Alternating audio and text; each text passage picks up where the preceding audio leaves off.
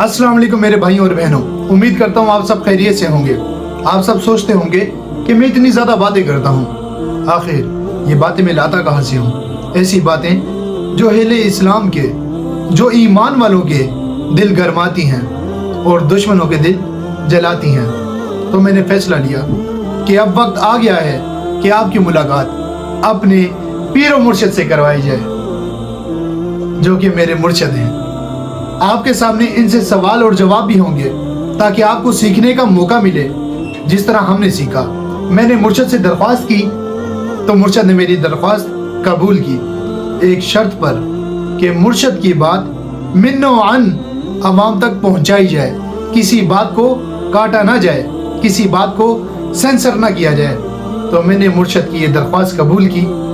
तो आइए आपको मिलवाते हैं अपने पीर और मुर्शिद से। अस्सलाम वालेकुम मुर्शिद। वालेकुम अस्सलाम। फनकार बेटा, आपका शुक्रिया कि मुझे दावत दी। मैं अमूमी तौर पर खलवत पसंद हूँ, आवाम से दूर रहता हूँ, मगर आपकी जिद थी और सच पूछें तो वक्त का तकाजा भी है, बिल्कुल जरूरत भी है, इसलिए आपके प्रोग्राम में आ गया हूँ। चूंकि फितना हर जानिब फैला हुआ है और सादा लो अवाम को गुमराह किया जा रहा है, इसलिए मैंने भी जरूरी समझा कि गैबत तरक कर दूं और अब ज़हूर करूं। अब खलवत बेकार है और छुपे रहना बवक्त ज़रूरत बुज़दिली है, बददियानती है।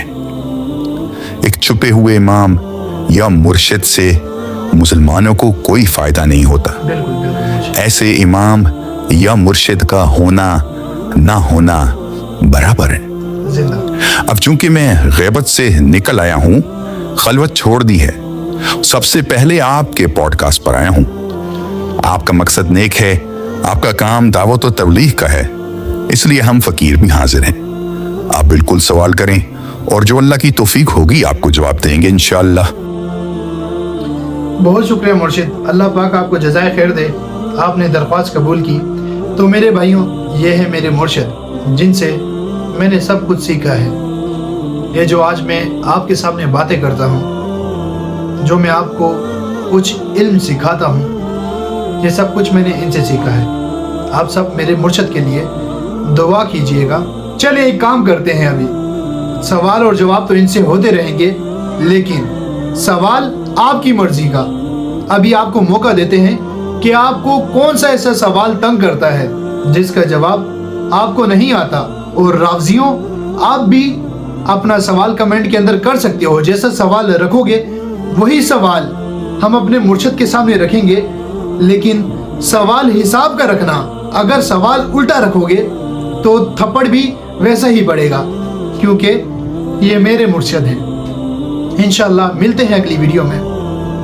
दुआओं में याद रखिएगा मुझे और मेरे मुर्शिद को। अल्लाह हाफ़िज़।